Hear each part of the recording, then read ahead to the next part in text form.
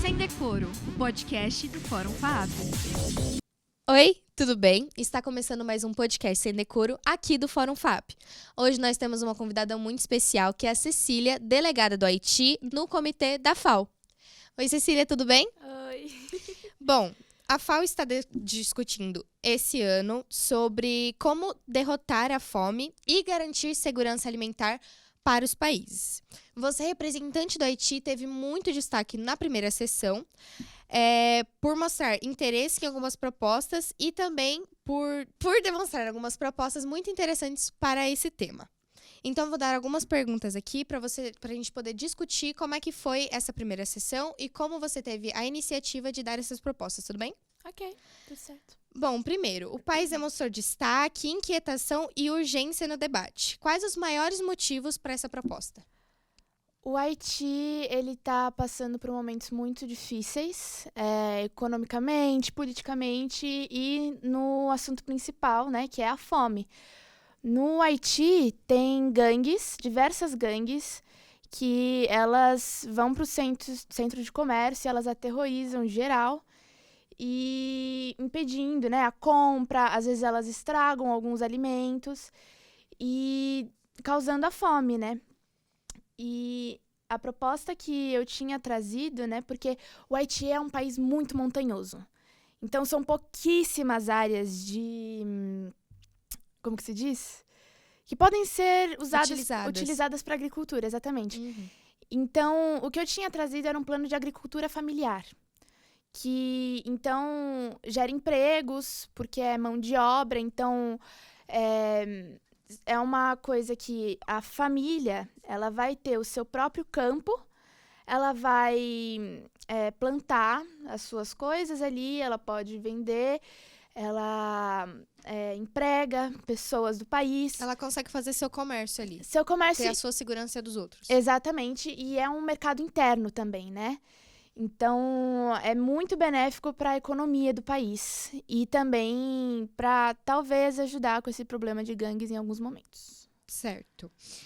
Você disse sobre essas questões de fome, essas questões de pobreza. Os índices de insegurança alimentar no país são muito altos.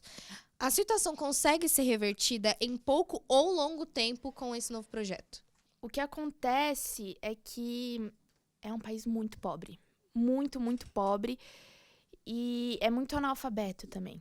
O país, 40,2% do país é analfabeto, é o maior índice que nós temos no mundo. Então, é uma dificuldade para essa economia crescer. E, então, o país acredita que seja um plano de longo prazo. Não tem muito como diminuir muito, porque são taxas muito, muito tristes. Você acha que seria melhor, primeiro, ao invés de vir com esse projeto, primeiro começar um projeto de reeducação da sociedade para poder equilibrar um pouco essa questão do analfabetismo para depois começar a pensar nessa questão de insegurança?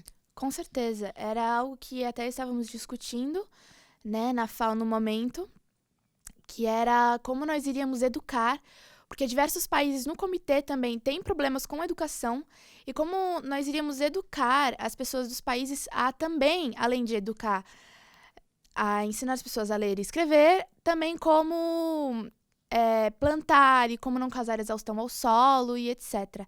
Tá. Nos comitês, vocês fazem reuniões, vocês discutem em países, em conjunto. Quais países você acha que te auxiliariam nessa situação e quais países vocês acham que não seria tão benéfico assim vocês terem ajuda nesse momento? Então, tinham muitos países no comitê com bastante poder, né? A Dinamarca ofereceu bastante ajuda. Os Estados Unidos também estão sendo de grande ajuda. A China e a Rússia também estão ajudando, mas estão ajudando mais países na África. Uhum. Tem muitas delegações africanas que estão precisando bastante de ajuda também.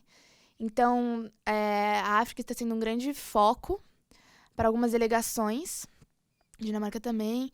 Mas eu acredito que o Haiti poderia usar muito a ajuda dos Estados Unidos e da Dinamarca.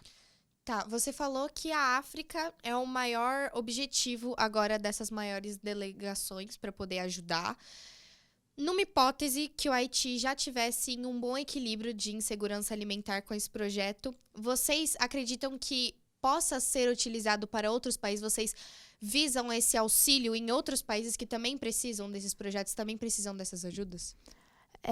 O Haiti, eu tenho certeza que não teria nenhuma questão em ajudar nenhum país se não houvesse realmente essa insegurança, né? Mas, sim, acho que não teria problema. Bom, muito obrigada pela sua entrevista. Eu espero que você tenha gostado. E você, eu espero que você tenha gostado dessa entrevista com a Cecília, delegada do Haiti, que contou um pouquinho sobre o seu projeto para erradicar a insegurança alimentar do país. Sem Decoro, o podcast do Fórum FAAP.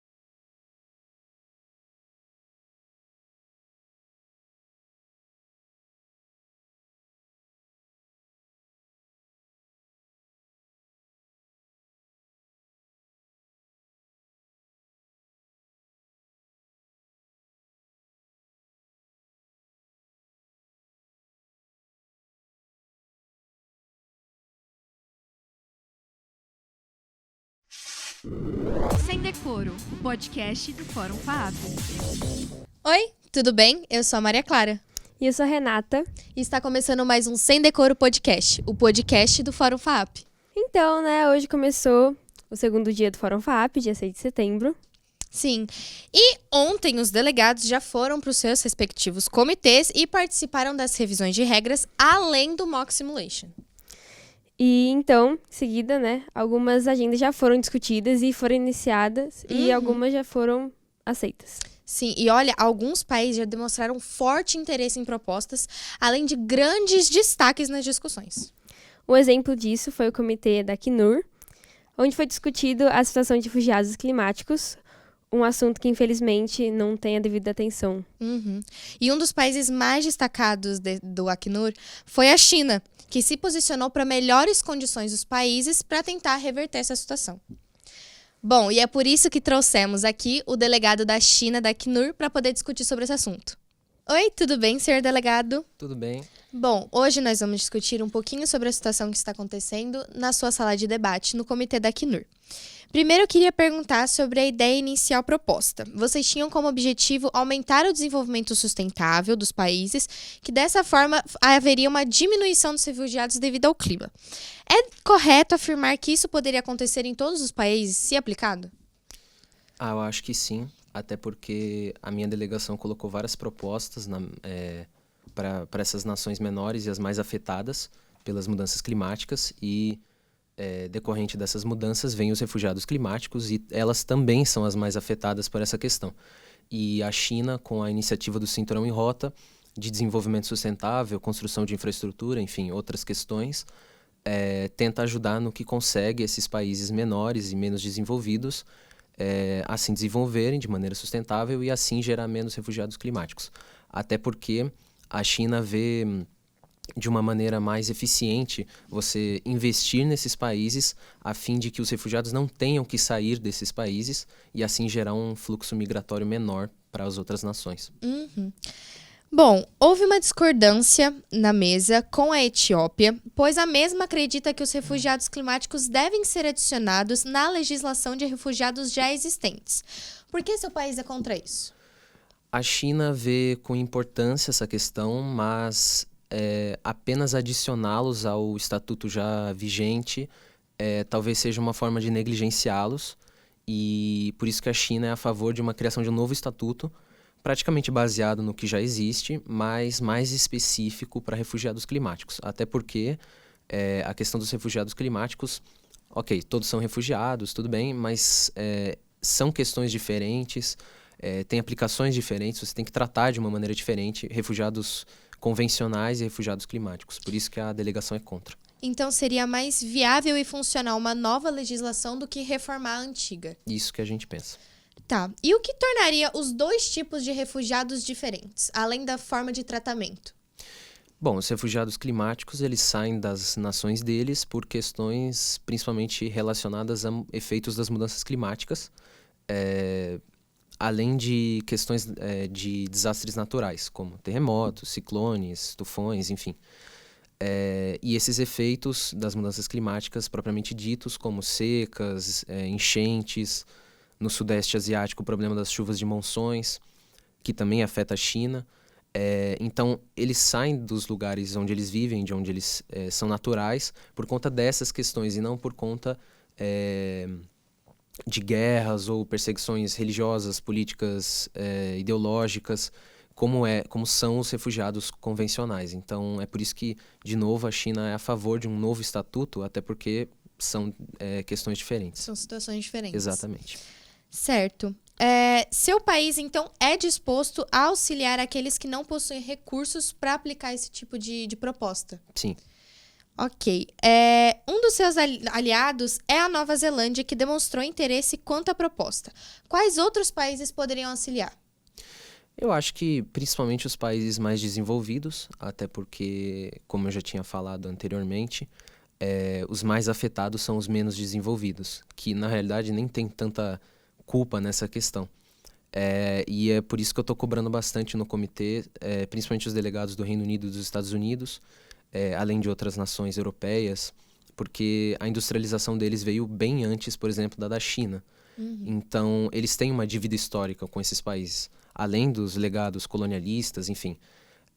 Então, eles têm essa culpabilidade, eles precisam, de alguma maneira, fazer com que esses países se desenvolvam depois de tudo que eles fizeram com esses países. Correto.